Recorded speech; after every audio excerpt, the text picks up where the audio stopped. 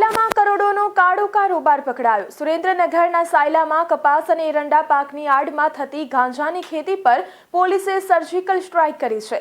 જિલ્લા પોલીસ વડા પ્રેમસુખ ડેલુની સૂચનાથી એસઓજીએ કસવાડી ગામે દરોડો પાડી 15 કરોડથી વધુની કિંમતનો 3036 કિલો લીલો ગાંજો જપ્ત કર્યો છે।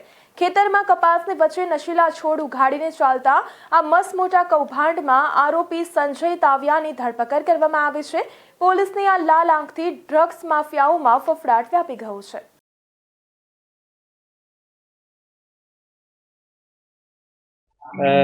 સૌથી પહેલા તો હું લીંબડી જે ડિવિઝન છે અને ડીવાયએસપી શ્રી જે રબારી છે અને હું બધાઈ આપું છું કે જે ગાંજાના બે સરસ કેસ આની જે માર્ગદર્શન હેઠળ જે કરવામાં આવેલ છે। બે જે કેસ છે ધજાલા પોલીસ સ્ટેશનમાં દર્જ થયા છે। એક જે ધજાલા પોલીસ સ્ટેશનની જે લોકલ ટીમ છે આને દ્વારા કરવામાં આવેલ છે અને એક એસઓજી દ્વારા કરવામાં આવેલ છે।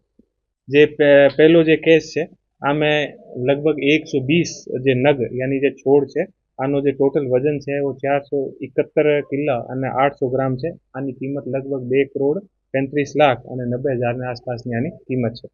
એ જે આપણે જે ધજાલા પોલીસ સ્ટેશનમાં જે ગુનો દાખલ થયો છે આ જે ખેતર જે છે આ ખેતર આપણે કસવાડી જે ગાંવ છે ત્યાં મળ્યો છે અને આમાં જે મુખ્ય આરોપી છે આનું નામ છે ભાઉભાઈ રવજીભાઈ મીઠાપરા અને આના જે જે ખેતર છે આને અંદર જે તુવરની જે ફસલનો વાવેતર કરેલ હતો અને આ તુવરની ફસલને અંદર એ મોટા છોડ જે છે મળ્યા છે। બીજો જે કેસ જે એસઓજી દ્વારા કરવામાં આવેલ છે આ જે કેસ છે આમાં ટોટલ જે છોડના જે નગ છે એ 550 છે અને આનું જે ટોટલ જે વજન છે वो 3036 કિલો અને 800 ગ્રામની આસપાસ આનું વજન છે। આની જે ટોટલ કિંમત છે આ 15 કરોડ 18,40,000 ની આસપાસ આની કિંમત છે। બંને જે કેસ છે આની ટોટલ જે કિંમત છે આ લગભગ 18 કરોડની આસપાસની આની જે કિંમત છે। બીજો જે કેસ છે ઓ પણ કસવાલી ગામના ખેતની સીમને અંદર થયો છે। આનો જે મુખ્ય આરોપી છે એ સંજયભાઈ ભોપાભાઈ તાવિયા છે અને એ જે બંને આરોપી છે એ પોલીસ દ્વારા અત્યારે પોલીસની કસ્ટડીમાં છે અને આમે અત્યારે આગળની જે તપાસ ચાલુ છે એ લોકો બીજ ક્યાંથી લાવ્યા છે અને કઈ રીતે એ લોકો આની વાવેતર કરતા હતા ક્યાં કરતા હતા આગળની જે આખી જે તપાસ છે આ ચાલુ છે।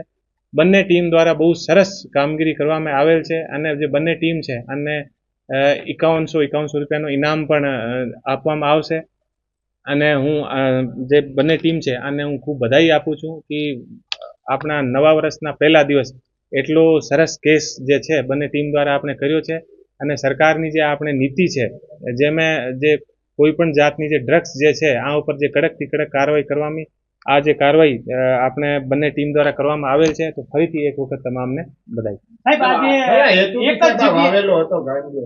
એ જે ગાંજાના જે છોડ હતા આ ગાંજાના છોડના ઉપર ગાંજો આવ્યા પછી એ લોકો જે છે અલગ અલગ જગ્યાએ ગાંજો વેચવાનું કામ કરે છે અને એ અત્યારે પોલીસ દ્વારા આ વિસ્તારમાં ત્રીજી વાર એસઓજીએ રેડ પાડી છે।